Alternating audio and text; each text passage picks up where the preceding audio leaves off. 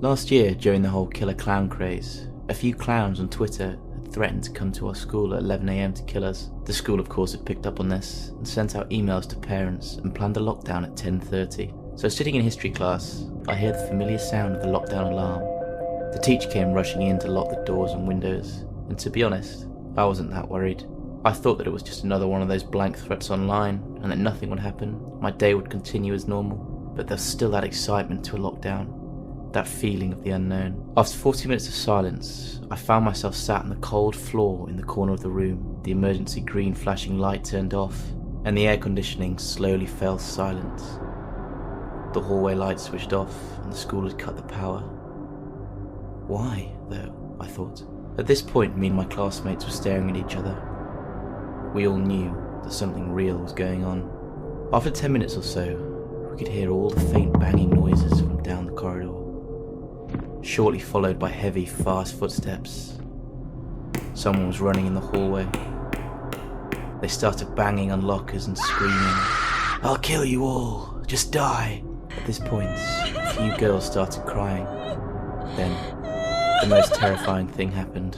One of the men, dressed as a clown, ran up to my class door, banging and screaming like a crazy person. This caused multiple people to cry now. One of my friends whispered to me, "We're gonna die." I started to sob too. The man swiftly moved away from our door, and his screams slowly faded down the corridor. After another 2 hours or so, the principal came on the loudspeaker, surprisingly, explaining everything. He said that just after 11, two men walked into the school, one holding a kitchen knife and a camera. They ran around the school threatening to kill students, and once the police raided the school, only one was caught, and one student was injured.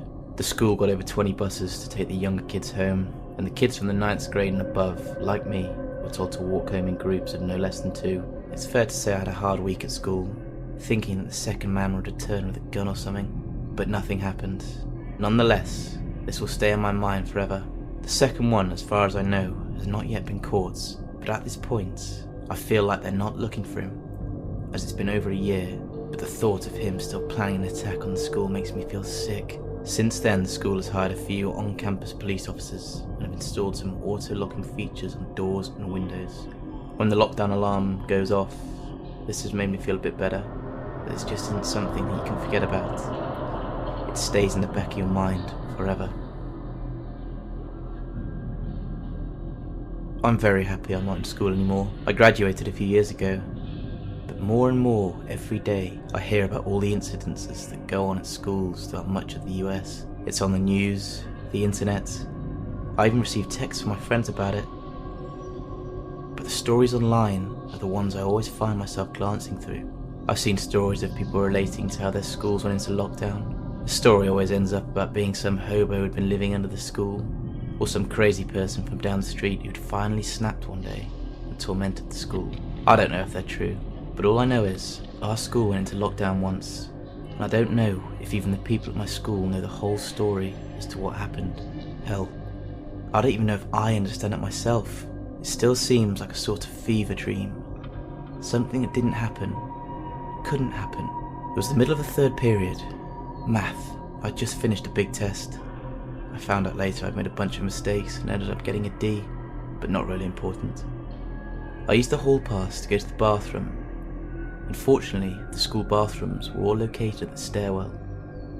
And of course, the bathrooms on the 1st floor, where I was, were closed for repairs. I had to go up to the 2nd floor. It wasn't that much of a big deal. But before I got there, the bell rang. The bell never rang during class. But as it did, an announcement came over the PA. Students and faculty, we're entering lockdown. This is not a drill, please. All students and faculty follow all school procedures. I froze. I could hear sirens approaching. I came out of the stairwell, but already the doors in the hallway were closing. I could hear them locking. I was alone and out in the open. I could go into the bathroom now, but the doors had no locks on since my freshman year, after some juniors trapped a freshman in the bathroom and duct taped him inside a stall. Since then they've removed the ability to lock them. If there was someone wandering the school, I'd have no chance if I went in there.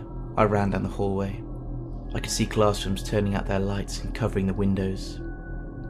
I couldn't turn to them for help. All the instructions said not to answer the door to anyone. I had to find some nearby safe place before something happened to me. I turned a corner and I saw my chance. The janitor's closet was open. Lunch was up next, so we'd probably be out sitting at the tables when the announcement was made. He wasn't in there, and it could easily be locked from the inside, so I jumped in and turned off the light. The only light I saw was from the bottom of the door. I waited, and the sirens grew closer and closer, and eventually stopped. Time passed, and I wasn't sure if I was content enough that I couldn't hear anything going on. There was a silence, and I had no idea as to what was happening. Then I heard footsteps. Lots of them. They stopped in the hallway. It must have been the police. I could hear the radios and other assorted noises. I didn't think it could be some sort of lone gunman or nutcase.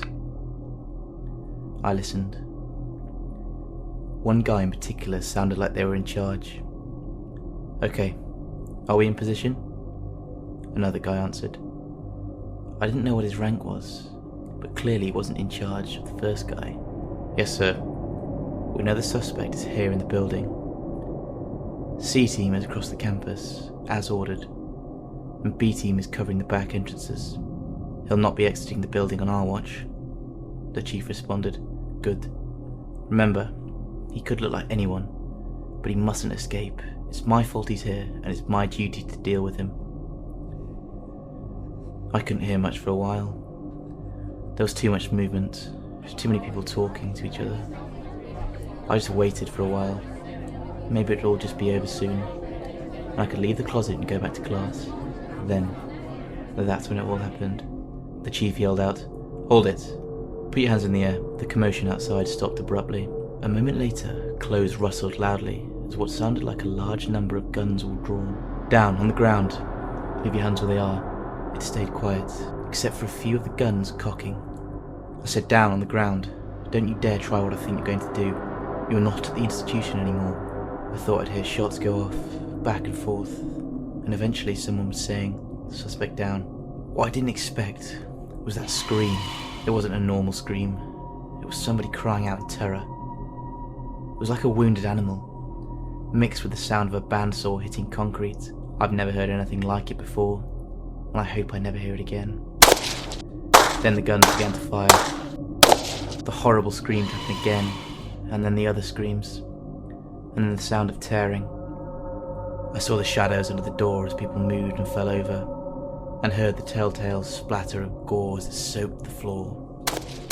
There was another gunshot, and I nearly yelled out myself when a bullet punched through part of the doorway. It wasn't very big, but I put my eye up against it. I could see a small group of people being attacked by somebody, but something wasn't right about him. He looked too long in places, like he'd been stretched in a taffy machine. He was moving so fast, though, that I couldn't make anything out, except for him grabbing people and throwing them around like they were nothing. There was blood everywhere. More gunshots. The scream happened again and again. I pulled away from the bullet hole and sat back in the closet. Then that scream began to fade. I heard a thud, and then more footsteps. The chief spoke again, but he was breathing heavily, like he'd been badly wounded. "Team A, he's down. I repeat, he's down. We need to clean up immediately." I didn't move. I wanted to look again, but as curious as I was, I didn't want to see, but I heard a lot of commotion for a long time, and then nothing. I didn't know how long it was after that, but then the PA announced that lockdown had ended. I came out of the closet. I tried not to look, but for all the sounds I'd heard, there was not as much sign of a fight as I thought there'd be. Even the blood I'd seen in that brief time through the bullet hole had all been removed. I went back to class and just told everyone I'd hid in the stall in the bathroom. People were impressed with my guts for doing it, but if nobody else had heard that scream, I certainly didn't want to bring it up.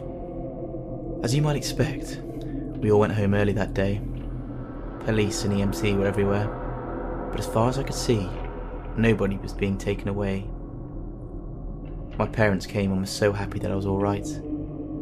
They'd been following everything on the news and came as soon as they could. At home that night, I ate dinner and waited to see what would happen on the news. The live coverage had ended a long time ago, but when the news came back on at 10, I wanted to see everything. As it started, I saw classes had been cancelled for the rest of the week, but then things started to get weird. The news talked about a student who they refused to name, how he'd come to school armed but had been taken into custody after a short firefight. Stranger still, in the footage of the hall where the scuffle had taken place, the door of the closet, which had been my refuge, was totally unscathed. Not so much as a scratch on it, let alone a bullet hole. It appeared to have been replaced outright, well before any investigation could have been completed. I saw pictures of the student being led away in cuffs. He didn't have a mark on him. He wasn't even wounded as he was pushed into the police car and driven away. All I saw was him fighting and yelling. Even in my glimpses through the bullet hole, I knew that wasn't the same one I saw. The clothes were completely different. The one I'd seen had been wearing a black t-shirt and jeans. The one getting into the police car was wearing a white shirt and shorts. The news said no one had been hurt despite the gunfight, but I knew people had been wounded, even killed. I'd heard them screaming in agony as something vicious had attacked them. And then there was that chief guy, he said, talking about something being his fault. The institution, that he could look like anyone. I didn't know what happened that day for certain. I didn't see enough. I didn't even hear enough to get the full story. But this is what I can tell you. I know there was no shooter at our school. I know that someone was arrested that day. Someone who I didn't know, who I never heard about again. That's right. A shooter who never made another day's worth of news. Just disappeared. When was the last time that ever happened? I know that chief guy and his squads were not cops. I don't know who they were, but I know cops don't clean up a crime scene like that. And no human being has ever screamed like that, ever. But whatever it was that I'd heard attacking those people, all I know is it came into the hallway where I was. I was alone, and if I hadn't been in that janitor's closet, I wouldn't have been safe. It could have looked like anyone. Something tells me that squad wouldn't have helped me either. It could have looked like anyone. What was it? How long had it been in our school? Had I ever been alone with it? Had I ever knew it before? Who were those people?